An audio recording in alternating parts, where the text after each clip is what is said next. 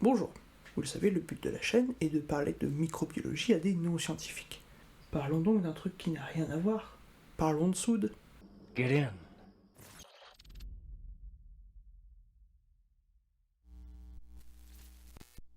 En fin d'épisode, après le générique, il y a peut-être un gag. Peut-être. Les micro-organismes du jour sont un peu plus complexes que d'habitude. En effet, avant on a parlé des thermophiles, des micro-organismes qui résistent à la chaleur. La chaleur, tout le monde l'a. Puis on a parlé aussi des piézophiles, des micro-organismes qui vivent très bien sous pression. La pression, on s'imagine bien tous ce que c'est. Aujourd'hui, on va parler de micro-organismes qui vivent dans des milieux dits alcalins. En gros, de l'eau de Javel.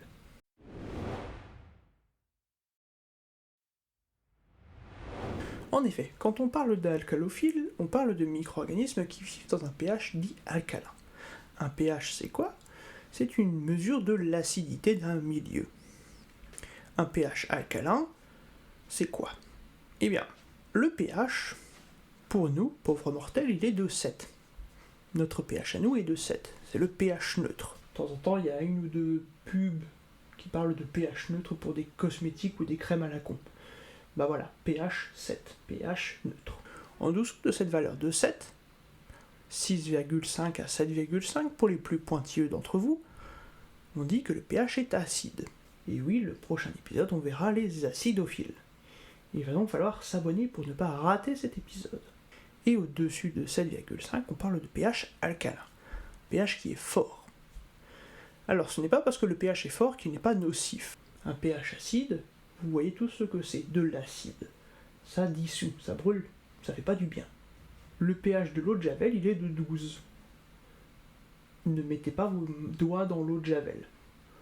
Ça pique aussi. Ça pique très fort. Vraiment, ne le faites pas. Et donc, nos microbes du jour, ils poussent dans des conditions de pH de 10, 11, 12, voire même 13. Donc oui, il y en a certains, on pourrait les cultiver dans de l'eau de Javel. Ce qui est un peu agressif, mais bon, pourquoi pas. On n'est plus à ça près.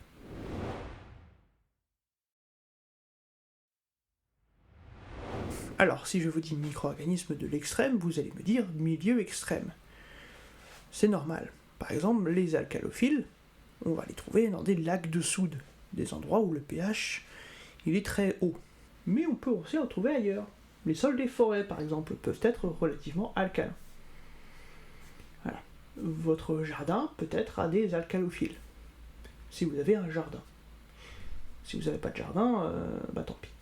Alors, trouver des alcalophiles. Eh bien, on en a parlé un petit peu avant, mais on peut en trouver un peu partout. Dans un premier temps, on peut en trouver dans les sources hydrothermales. Moi, de toute façon, on trouve de tout dans les sources hydrothermales. Vous n'avez qu'à regarder les épisodes précédents si vous avez un doute. Parce qu'on trouve des thermophiles, des piézophiles, des psychrophiles et des alcalophiles. Abonnez-vous.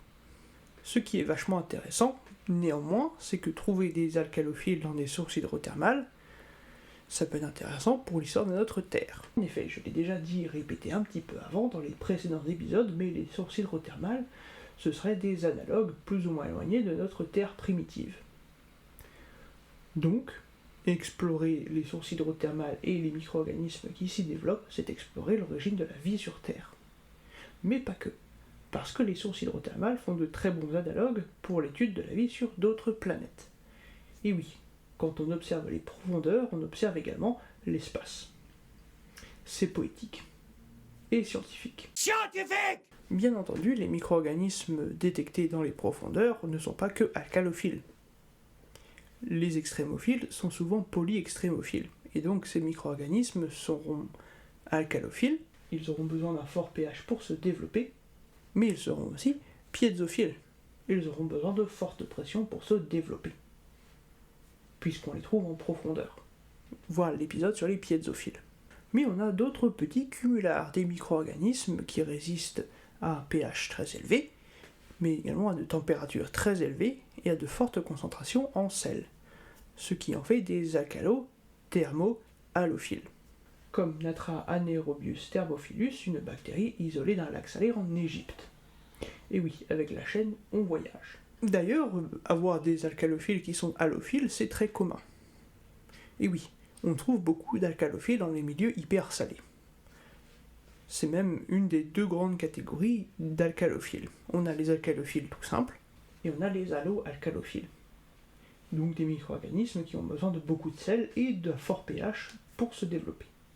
Les alcalophiles, on en trouve également dans d'autres endroits très accueillants tels que les plateaux de Mongolie ou les milieux désertiques des États-Unis, voire même dans les endroits extrêmement salés, où on trouve également des halophiles. Et les halophiles, on en a un petit peu parlé sur la chaîne. Vidéo en description. Oui, je sais, je le répète, mais comme ça, ça vous permet de bien retenir qu'il y a d'autres épisodes dans cette série sur les extrémophiles. Et si vous ne savez pas ce qu'est un halophile, il y a un épisode en description, pour savoir ce qu'est un microbe qui vit dans le sel. C'est vachement bien, vous devriez le regarder.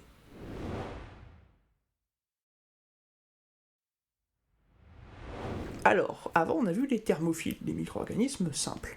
Des micro-organismes qui survivaient à la température parce que leur constitution faisait qu'ils survivaient très bien à la température. Ils en avaient même besoin, puisqu'ils étaient extrémophiles. Ils avaient besoin de conditions extrêmes pour se développer. Les alcalophiles, c'est un peu différent. En effet, ces micro-organismes ont besoin d'un milieu alcalin pour vivre, mais ça se fait au prix d'un mécanisme de régulation cellulaire très poussé, qu'on va voir aujourd'hui. Mais pas de manière très poussée. On va y aller mollo avec les épisodes très poussés.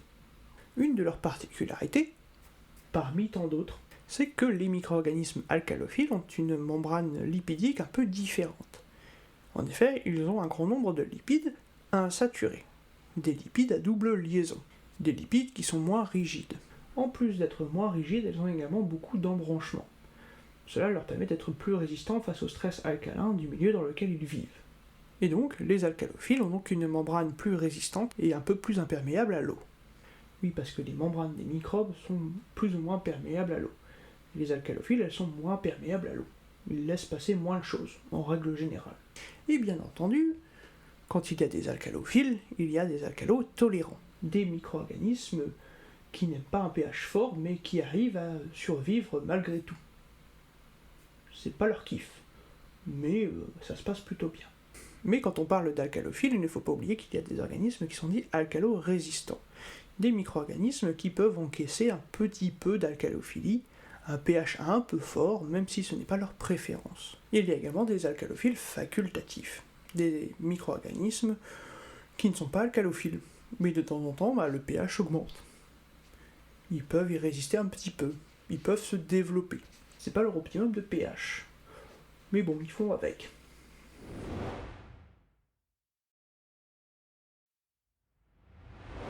Les alcalophiles ne sont pas seulement réduits aux bactéries, il y a aussi des archées qui sont alcalophiles. C'est d'ailleurs un groupe relativement varié, où on n'a qu'à regarder au niveau des bactéries, où on peut trouver des gamma-protéobactéries, des epsilon-protéobactéries, ainsi que des firmicutes qui présentent une collection d'alcalophiles. Oui, parce que sinon on n'en parlerait pas. Mais il n'y a pas que dans les endroits extrêmes, ou visiblement extrêmes, que l'on peut trouver des extrémophiles. On peut en trouver dans des endroits connus comme des points de serpentinisation. Vous ne rêvez pas, on va faire un peu de géochimie aujourd'hui. Accrochez-vous. Non, ça va pas être si violent que ça. La serpentinisation, c'est quoi? C'est l'hydratation d'une roche riche en fer. Par exemple, un des points de serpentinisation les plus connus, c'est The Cedars, en Californie, où justement beaucoup de chercheurs se penchent parce que c'est très facile d'accès, et c'est un point de serpentinisation très bien documenté. Et pourquoi c'est facile? Eh bien parce que ce point de serpentinisation, il présente de l'eau qui vient de très profond, sous la surface terrestre. Ce qui nous évite à nous, chercheurs, de devoir creuser extrêmement profondément, de manière très organisée et très coûteuse. Là, on a littéralement juste à se baisser. Oui, parce qu'on n'aime pas non plus se compliquer la vie. Et donc ce point de serpentinisation, ce point d'hydratation de roches riches en fer, c'est un endroit assez particulier avec un pH qui va taper dans les 11. Un pH donc alcalin. C'est aussi là qu'on a isolé un micro-organisme alcalophile, Serpentinomonas rachei. Un microbe adorable qui a un optimum de pH de 11,6, le pH de l'eau de Javel. Mais en général, The Cedars, c'est un endroit où de nombreux micro-organismes alcalophiles ont été détectés et isolés. Pour vous donner une idée à quel point ça remonte à longtemps, le premier article sur une protéase d'alcalophile, une protéase c'est une enzyme qui dégrade les protéines, Eh bien, ce papier il remonte à 1971. C'est pas nouveau. Et la serpentinisation, c'est un procédé qui est très intéressant pour l'étude de l'exobiologie. Oui, je sais, on revient souvent à l'exobiologie, mais c'est parce que c'est extrêmement pratique d'étudier des extrémophiles pour l'exobiologie. Parce qu'il y a de fortes chances que la vie extraterrestre ne soit pas dans des conditions semblables à la Terre. Donc autant faire avec ce qu'on a. Et donc oui, un papier qui a été publié en 1971, c'était quand même il y a une cinquantaine d'années. Depuis, on a fait de plus en plus de découvertes, d'un point de vue génétique, moléculaire, physiologique et enzymatique. Et qui dit découverte enzymatique, dit application industrielle. Oui, bon, il y a tout un tas de procédés entre, mais en gros, c'est ça. Mais donc, comment ces petites bêtes font-elles pour résister à un pH si élevé? Eh bien, on va voir ça maintenant.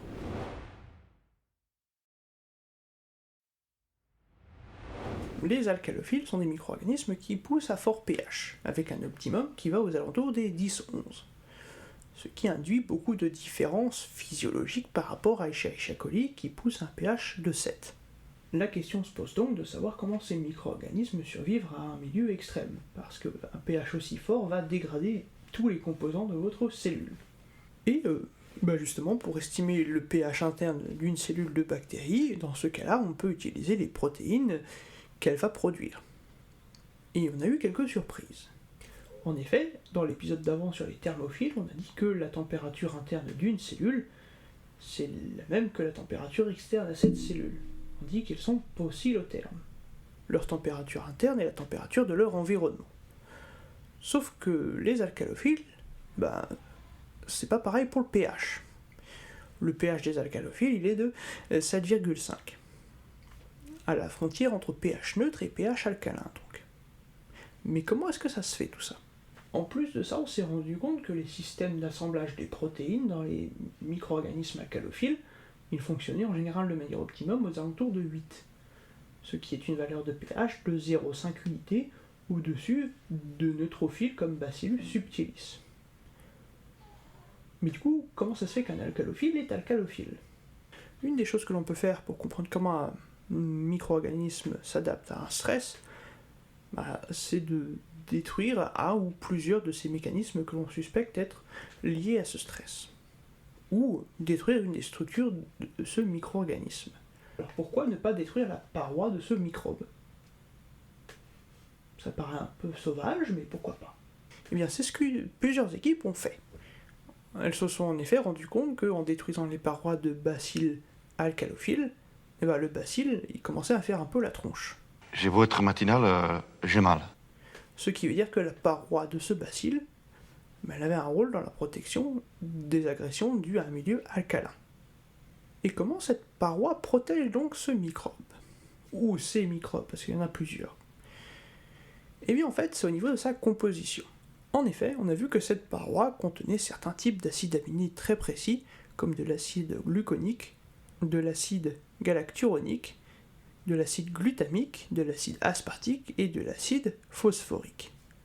Et ces acides, ils sont chargés négativement, ce qui va tirer les protons, les ions hydrogène positifs, ce qui va balancer le pH intracellulaire aux alentours des 9.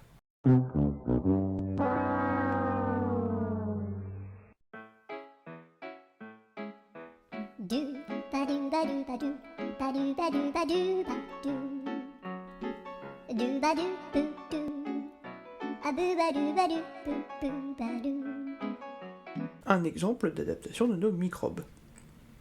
C'est quand même vachement futé. La membrane plasmique a également un rôle à jouer dans le contrôle du pH. En même temps, la membrane plasmique, elle a un rôle à jouer dans tous les types de contrôle, donc il fallait se douter qu'on allait en parler un jour ou l'autre. La membrane va utiliser des protéines appelées des antipores. Des antipores sodium-proton et potassium-proton. Un antipore, c'est quoi? En fait, c'est une molécule qui va échanger deux molécules dans des sens opposés. En gros, vous allez faire sortir du proton, le truc qui fait varier votre pH, et rentrer du sodium. Ça évite à votre micro-organisme d'avoir un pH trop alcalin à l'intérieur de sa cellule en rejetant du proton et en absorbant du sodium ou du potassium. En règle générale, la force protomotrice dans les cellules est générée par la chaîne de transport d'électrons ou par le proton excrété dérivé du métabolisme de l'adénosine triphosphate, le fameux ATP, par les ATPases. L'ATP, c'est le carburant de la cellule. C'est donc un poil important.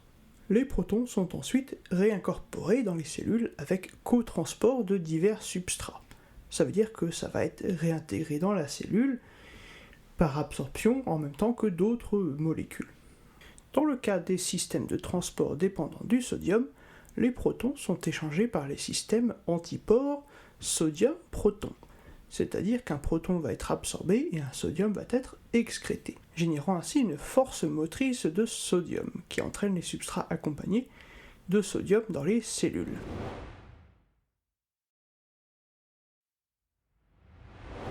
Les bactéries alcalophiles, comme la plupart des extrémophiles, peuvent être utilisées en industrie, notamment pour la production d'enzymes stables à fort pH ou de produits antimicrobiens. On peut également utiliser les micro-organismes alcalophiles pour enlever le H2S de certains rejets gazeux venant de l'industrie pétrochimique. Le H2S, c'est toxique, et pour vous donner une idée, ça sent comme l'œuf pourri. Ce qui ne donne pas vraiment envie de laisser du H2S se balader tranquillement dans l'air. Pour vous dire à quel point les alcalophiles sont importants en industrie, on peut faire un point sur leur importance dans les détergents.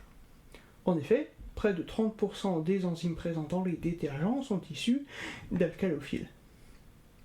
Ça commence à faire un peu beaucoup.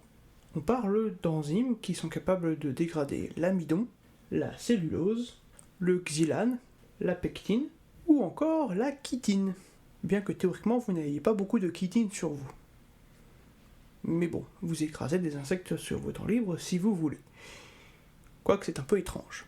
Enfin bref, avant la découverte des alcalophiles, la plupart des enzymes dans les détergents étaient issues de neutrophiles. Et le problème c'est que dans certaines conditions, le pH il est acide. Et dans certaines conditions, le pH il est alcalin.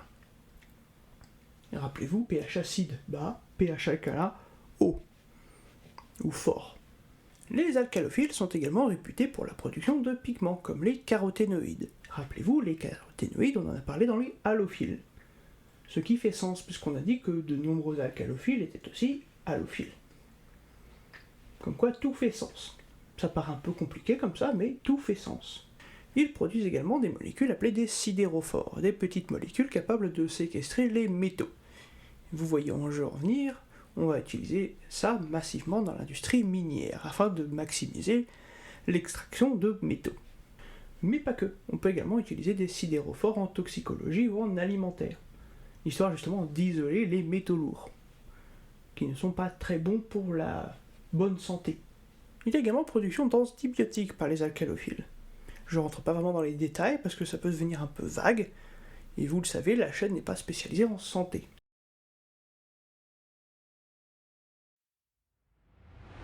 En conclusion, les alcalophiles sont des microbes un peu à part, un peu oubliés et difficiles à expliquer de manière excitante. En effet, c'est un peu difficile d'expliquer aux gens ce que c'est un milieu alcalin. Et c'est même un peu compliqué de trouver des milieux alcalins qui soient un petit peu impressionnants. Une sorte d'aguichet le chaland sur YouTube, si vous voyez ce que je veux dire. Néanmoins, on a quand même de nombreuses études, 1500. Combien? Plus du double des études sur l'innocuité de la créatine, ce qui est aussi une information valable, voilà, c'est cadeau, qui sont centrées sur les alcalophiles. Ce qui fait un certain nombre, voire même un nombre certain. Bien entendu, ces microbes extrêmes, je rappelle qu'ils peuvent se développer dans un pH équivalent à celui de l'eau de Javel, ce qui n'est pas rien, ont des applications qui sont vraiment très intéressantes, notamment en biotechnologie, ou, un peu moins exaltantes, en détergent. C'est vrai que le savon, c'est pas vraiment très émoustillant pour les vues sur YouTube, mais bon, on fait avec ce qu'on a. Pour conclure, les alcalophiles sont des microbes cool, un peu comme tous les microbes en fait, qui ont beaucoup d'intérêt dans le milieu Scientifique! Notamment au niveau de leur transport de protons. Chose que j'ai peu abordée, parce que ça devenait très vite très compliqué. Et je veux garder ça relativement simple, c'est pour ça que l'épisode est plus court que d'habitude. Et c'est donc la fin sur les alcalophiles. Aujourd'hui, on fait un peu plus léger. Déjà parce que c'est un sujet qui n'est pas super excitant à expliquer, hein. Le dernier avec les thermophiles et celui-là sont relativement basiques, et c'est vrai que ce ne sont pas non plus les plus difficiles à expliquer, ou plutôt ce sont relativement faciles à expliquer, mais si on veut rentrer dans les détails, ça devient très vite compliqué. Ou plutôt très vite chiant, on va pas se cacher. Je vous remercie d'avoir regardé cet épisode, je vous remercie de continuer de me suivre sur YouTube et de suivre la série sur les extrémophiles. Doucement, on approche de la fin. En attendant, moi, je vous dis merci. N'hésitez pas à liker, commenter, à partager et à vous abonner. Ça fait plaisir et ça fait vivre la chaîne, et ça contribue à ce que YouTube vous propose plus de contenu scientifique. Comme ça, on est gagnant-gagnant. Sur ce, je vous dis à la prochaine, pour plus de vidéos et plus de microbes.